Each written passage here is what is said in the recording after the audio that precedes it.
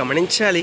తల్లిదండ్రులు తమ యొక్క పిల్లలకు ఇవ్వవలసిన ముఖ్యమైన బహుమతి, అతి ప్రాముఖ్యమైన బహుమతి ఏమిటి అని అంటే అదేనండి దేవుని భయం.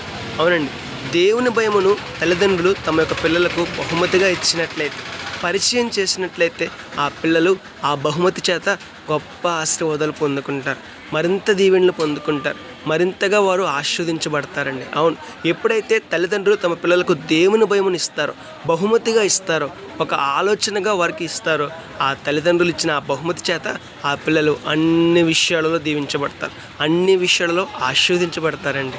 మరి తల్లిదండ్రులుగా ఉన్న మనము మన పిల్లలకు దేవుని భయమును పరిచయం చేస్తున్నామా? దేవుని భయమును వారికి బహుమతిగా ఇస్తున్నామా? ఆలోచన చేద్దాం.